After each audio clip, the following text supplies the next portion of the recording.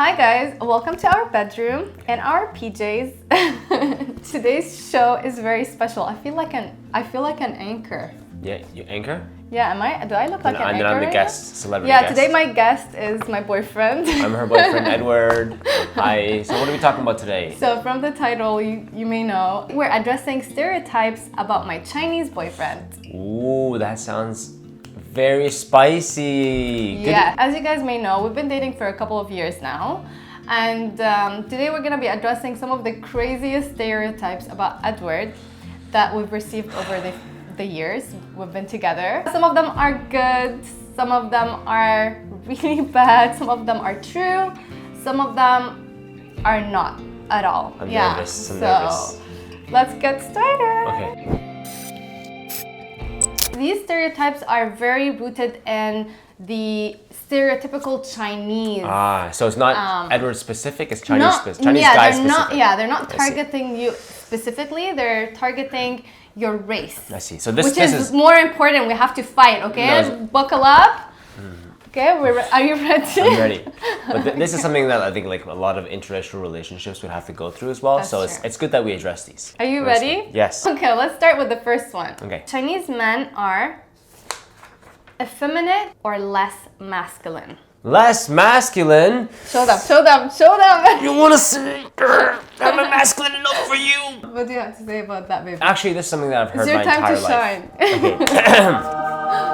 Okay. This is something that me and my fellow brethren, my culture, have definitely heard over the years, and we, like a lot of it comes from the way that Asian men were typically portrayed in the media. How this stereotype came to be? Like, in what way did they, like, what traits would you have to be less masculine? We are definitely more of a reserved culture, right? So we're not really outspoken. We kind of stick to ourselves. We do our thing. We try to succeed in our own ways, right? So we're not like out there, brash. And Are you like less confrontational? Yeah. That's the thing I would say about that. We are less confrontational. I think that's general Chinese principle, right? But now, that is often looked at as maybe if you're less confrontational, you're less masculine, which I don't necessarily think is true. I disagree. Yeah, it has nothing to do with it. So technically, I think you can be non-confrontational, but also masculine, and step up to the conflict when needed, right? So I think that's one thing, which makes us a little like Chinese people maybe a bit quieter and more reserved, less confrontational. So maybe that's viewed as that. Right. It depends on your definition of masculine. Yeah. Am I confrontational? He's confrontational when he has to be. Like, I'll give you an example, by the way. We live in Toronto, Canada, and there are crazy people downtown, okay? It's not very safe. One time we were walking back from our salsa class, remember? Yes, we were doing in downtown. Very masculine. Very masculine. So, very masculine. And then as we were crossing the road, just one man, like literally, like, I don't know, بينفصل, we say in Arabic, like switches. I don't know. Yeah, I say that all the time too. And then he comes and he wants to beat me. Like he raises his hand as he's like about to hit me. With a bag of chips. With a bag of chips. We don't know what was in it. Like he looked like how he was holding it was weird also. Anyway, Edward's reflexes immediately kick in and pulls me away. And then he's like, man, what's up with you? and they started like, they went into like this small altercation. It's not really physical, but just like they're saying words to each other. But Edward's reflexes were on it, immediately defending me. So if that's not masculine, what is? And he got all of this muscles. He does jiu-jitsu for what? For what? He wants to protect his woman. Protecting my girlfriend. So I don't understand. Actually, a lot of martial arts stemmed in China or like in Asia. Yeah, a lot of them do come from Asia as well. Yeah. So it's all about discipline, stoicism, and like physical and mental strength. So I'm like, this is the most masculine you can get. Right. So I really don't understand this. Okay, that's my outtake on it. So Chinese men, effeminate or less masculine, true or false? From stereotype? False. False. Big F. Yes. Yes. So do you think it could be something relating to physical?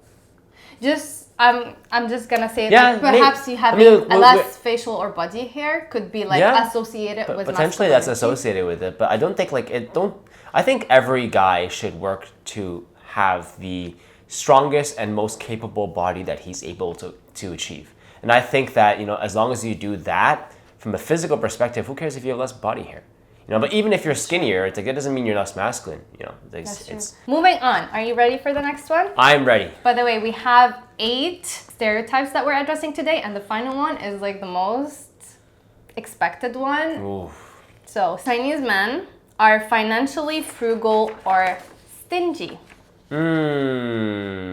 I can see that was the case when I was younger, but now not so much.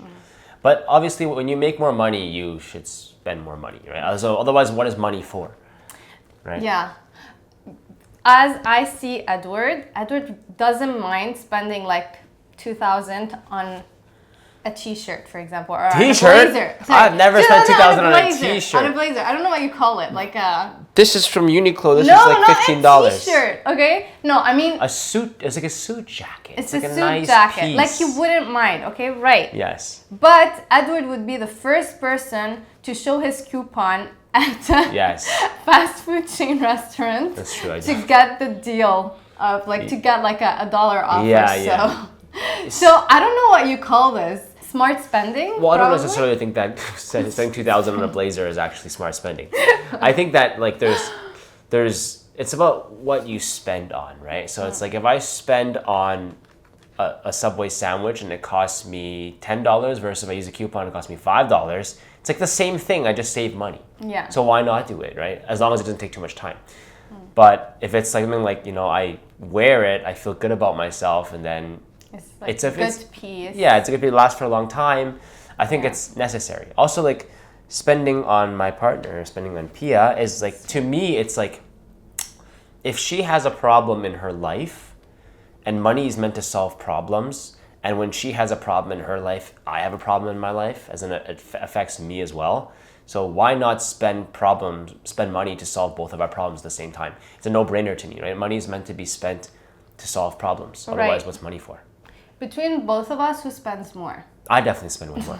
I spend way more. But the thing is, like, I don't actually spend like that much. Okay, once a year I might buy some luxury goods, right? But I don't spend that much on like pointless things, like. Sure. I don't spend. Like I barely spend. Yeah, it's not like I'm like dripped out in brand name, and it's not like I buy her like Birkin bags or anything. Like we don't have any of those things in general. Yeah.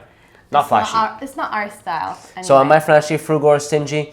I would say that I would say half true. Half true? Honest. Yeah. Because I realized everyone does this. Everyone is a big coupon users in this community. I've realized from the people I've met so far. Did you see this deal on Uber Eats or like, Or I only order food delivery when there is coupons. It's funny. Or like, did you have coupons? They're always using it. So I really feel like it's irrelevant to how much money you have. You're always gonna end up doing it. It always feels better to feel like you've had a deal out of it.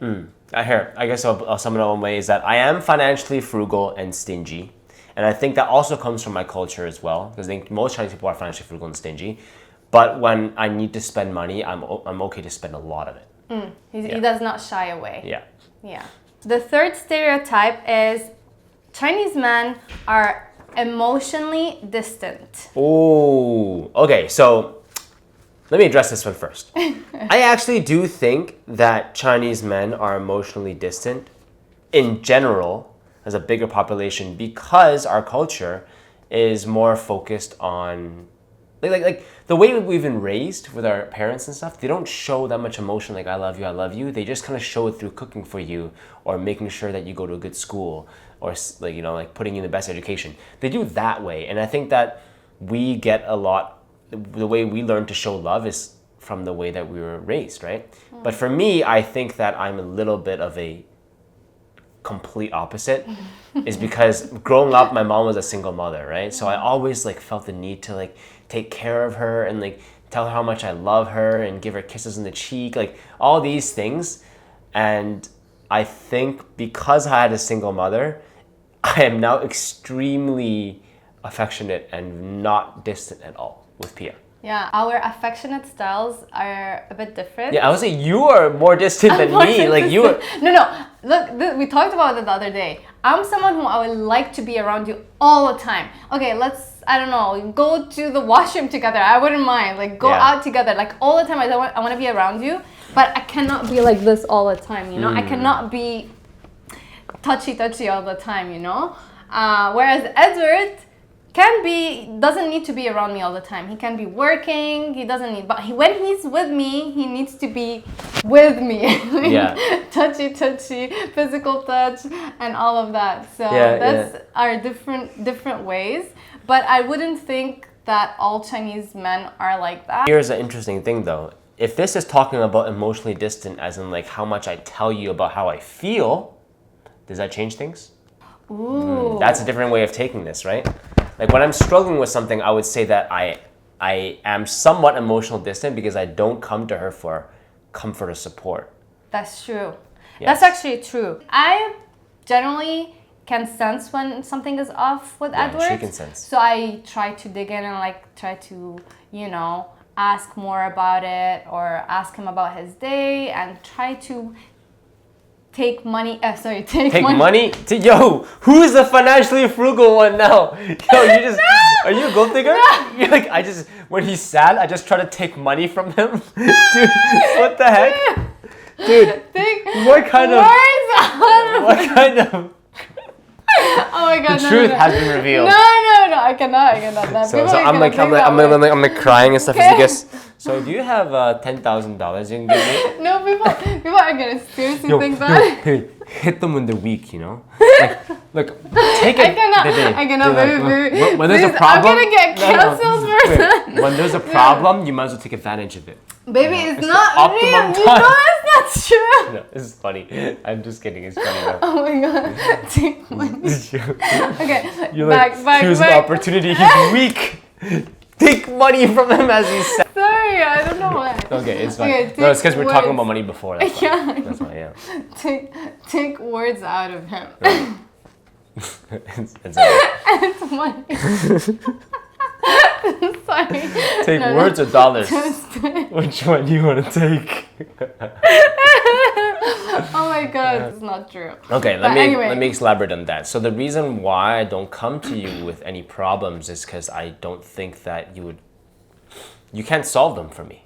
Yeah. It's the truth. It's like the most you can say, oh, you'll be okay, you'll get through it, you know, like I'm here for you. But like, that doesn't solve my problem, which I have, you know, my actual problem, it doesn't solve it. So in that case, I know that she gets emotionally affected by, you know, my emotions sometimes. So it's like, why would I bring my problems and share the misery when I could just take the misery and then just like solve it, and then I come back to her when I'm happy and then she stays happy.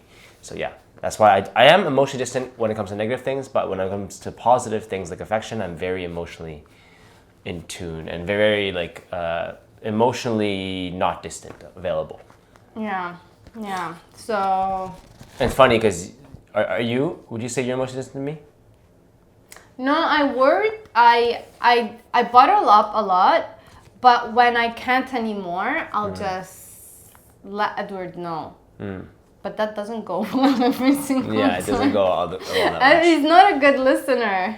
You're not a good listener. No, I try to resolve solutions in ways that she doesn't want it to be resolved. Yeah. Anyway, so yeah, that's... I would say half true, half not true. Half true, half not true. The fourth stereotype, parental involvement in romantic relationships. You can think of it involved in a positive or negative way. So I know a lot of, you know, fellow Chinese guys who are in interracial relationships. They're always talking about how their parents get in the way, especially if they don't approve of their girlfriend or if they want them to date someone within the race. So I think there is an element of Chinese parents, maybe because they don't speak English that well, a lot of them side towards wanting their son to date within the culture, within the race. But also because I think they're also concerned about, like, you know, not a good cultural overlap, right? But the thing with my mom is that she still is very involved in a relationship, but not in that way. She's very involved in like, Piia, you must make sure Edward puts on sunscreen every day. Yeah, You know, that's like, true. or like, you, Piia, cook this for Edward, cook that for Edward. Oh, Piia, come, I made you this food, I made you that food. So it's like, they're very, like, my girlfriend and my mom are very tight. That's a good thing. So she is quite involved in my relationship. Like, she's very invested, but in a good way.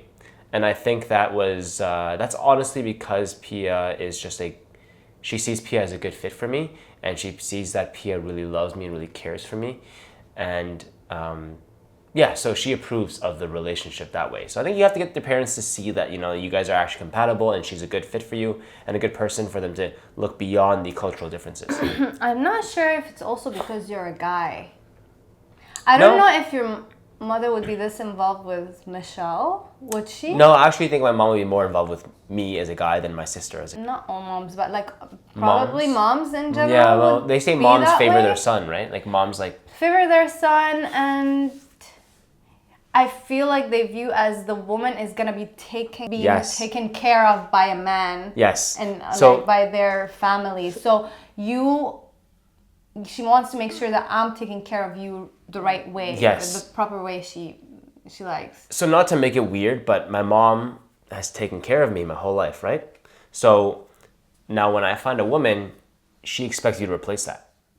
Right? Yeah. So you need to be up to what she views herself, That's her true. standard is. Yeah. Whereas Yeah. she can't apply that same logic for my sister's future husband. Yeah, Right? yeah, Because exactly. she is, you know, she's a woman. So That's she true. looks at herself as you. Like, now you must do the role of taking care of Edward, like reminding him to put on sunscreen, blah, blah, blah. That's why she gives you a lot of these things. Yeah. She's gonna Yeah. be tasked to do She it. said, so as in, like, they're going to be involved with your relationship anyway. But if you can make it involved in a positive way, like kind of what we have going on, then I think it's very, very good. But if it's rooted in something negative, like you guys shouldn't be together, well then, yeah, I can see why that'd be a problem in a relationship. Unless you guys actually shouldn't be together, then it's just your mom is right. Yeah, So, but yeah. I do think that Chinese parents have higher expectations usually than Maybe, yeah. maybe compared to other cultures or race, just because I think they're very strict in general with themselves, with everyone. So I feel that probably reflects more, like they're not more sure. exigeant. Like Chinese people in general are very logical and very pragmatic. So when they look at a relationship, especially one of their children's, they always think, how is this really going to work out? They don't look at the love. They look at, is this going to work out? Is she going to be a good fit? Is she going to be able to take care of him? Is he going to be able to provide financially? You know, like they think about like real life problems because they dealt with a lot growing up, right? And it's like, you need solutions for problems. So they look at you as like, are you a solution for my son's problems? Yeah. Or the other way around, are you a solution for my daughter's problems? Yeah. So that's why they're so involved. And I think that honestly, I would be pretty involved in my children's relationship as well in the future. Like any parent, to a certain extent, of course. Yeah. No, I mean, listen, a lot of parents are like, as long as they love each other, it's fine. Like, there's no such thing as that in Chinese culture. Next one we have, Chinese men prefer to marry within their culture Own ethnicity. or own ethnicity. I don't know if they prefer to. I think that's just the way it ends up. And I think there's a difference between Chinese people who are from, like, born and raised in Asia versus Chinese people who are born and raised in Western countries. Because we're more exposed to potential of dating outside of our ethnicity, whereas others are, you know, there's not much multiculturalism going on in China. You know what I mean? So it's like, you just kind of end up not dating outside your ethnicity. I remember one time when we first started talking, me and Edward, I asked Hector about his ideal type. Is this okay, guys? Don't fall for this trap. No. Just like I made the mistake, I fell for it. Okay, now I'm hearing it 5 years later, or 4 years later. But that's out of, like, it's funny because we're talking about this, that applies, but you know. Okay. Ideal type. And for Edward, his ideal woman would be someone from his own ethnicity. Ideally. You know, that's the ideal. But then I came and break all of these rules, and now I'm his ideal woman.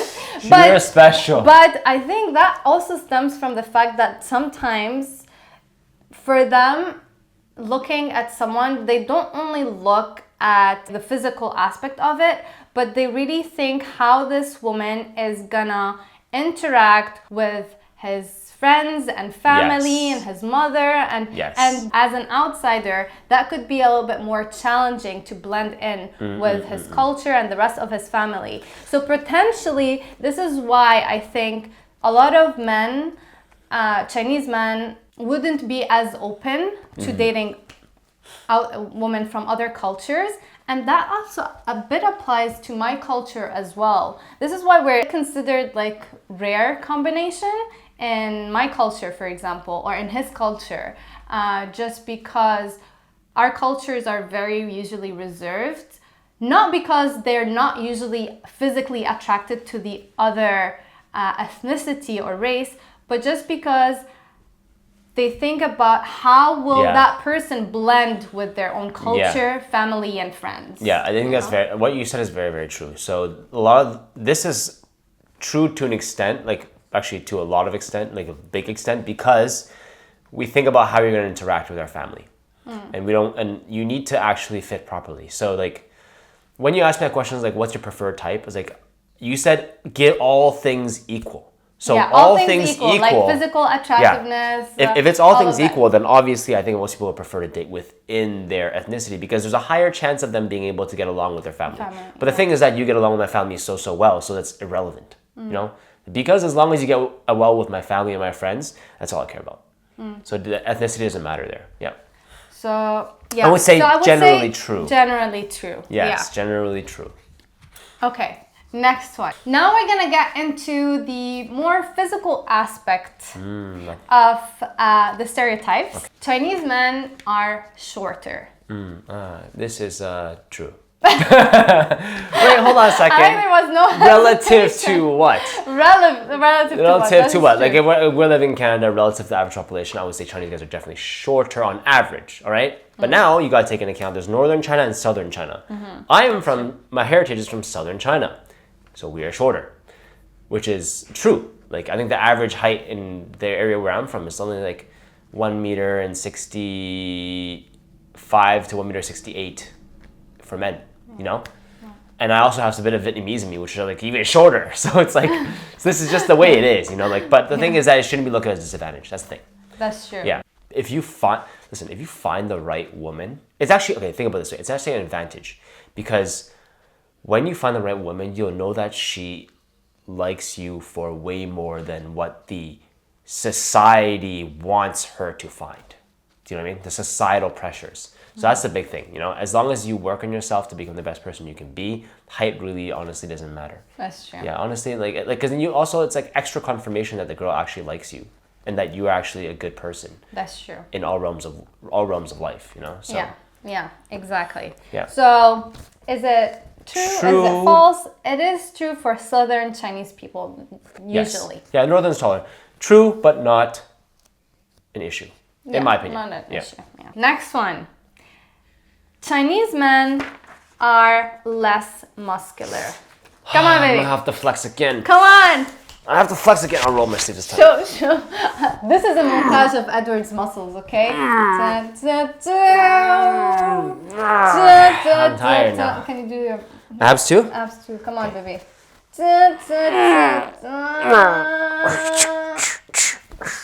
Okay, this is just becoming a flex now. The only thing that I would say is if the gym culture or like physical fitness culture is not as widespread with Chinese men, then it can't be true because obviously if you don't work out, you don't get big. You're not muscular, right? But the thing is that it doesn't mean that if we go to the gym, we find it harder to grow muscles or like find it any harder to become muscular. I would actually say no. And actually, Chinese people are pound for pound some of the strongest in the world. As you see, they keep winning all the weightlifting competitions. So technically, if you don't go to the gym, you're going to be weak. You're not going to have muscles. But if you do, you're just as likely to be muscular as every other race. So it's about whether or not gym is actually prevalent in the culture. I realized that so far, most people that I've met, Chinese people are very active people, not just men. Women too, and through all generations, not only kids. You find like even elderly, they walking around. They do like Yeah, Tai Chi. In the parks. They're always walking. They're always active. For example, Edward's grandma. Always walking. She's always walking. And how old is she? She's in her 90s. 90 something, yeah. You know, and she walks by herself. Mm. She doesn't need assistance. So for me, I think that Chinese people in general are very active. But this is muscular though. Yes. Oh, it's not active, it's not muscular. I know it's not muscular, but muscular means strength. To me, at least. Muscular means strength. And in order to do any of these activities, you need core strength. You need some strength. You need some muscles. I'm not saying like really jacked, but you need muscles. And so this is why I think I'm leaning towards they're not necessarily jacked, but they're more likely to be muscular than not. That's what I'm saying. I would say pretty fit overall. Like we don't eat that much unhealthy food. Our food is pretty good. So fitness wise we're pretty good, but in terms of sheer muscles, I can see that, you know, like there's probably less of an adoption towards gym culture at the moment. Or like looking big. But I think it's getting there. So I think this is like maybe true at the current moment, but you know, not like in our relationship. I think like for just us, like I don't think this is true at all, because I am absolutely I'm pretty muscular. So should we do another? No, they can rewind and watch back. Increase your watch time. I think I'm gonna have a spike in my video. Everyone is watching you. Okay. The last but not least most awaited stereotype that we're gonna finally address. Okay. And say the truth, even though if it hurts. I'm just kidding. I'm just kidding. That was a pun. That's true. It's a pun. I'm not calling it. Pea size. Whoa, pea size. Oh, this is the big one. I'm not gonna say anything on this topic because like it's not my topic. Yeah. So You want me? You push it off it's not onto my me? topic. I don't have a. Look, it doesn't matter what I say because everyone's gonna be like, he's no just trying to proof. boost himself. If I say it's big, he boosts himself. If I say it's normal, he's boosting himself. If I say it's small, okay, I would never say it's small. So he's like, you know what I mean? So let's just leave it at it's enough to keep everyone, me and you, happy. I was like, who's everyone? No, I mean me and you happy. Everyone? Yes. It's I don't see the issue, so I don't know what's that. So this is why I want to ask you guys, what was this? Like, how did this came to be? I don't know. Real. Like, I don't know how this came to be. I don't know if there's any scientific fact behind this. I genuinely don't know. Yeah, because I haven't seen enough yet to get a good sample size, you know? So on this one, personally, maybe not an issue, but I cannot give any statistical. I can't answer this. Yeah, we cannot answer this for other people. Yes. So anyway, guys, that concludes our video for today. If you guys enjoyed today's video, then click here to watch us addressing mean comments that were given to us on social media, and here for a video that YouTube thinks you'll love. Bye. Bye.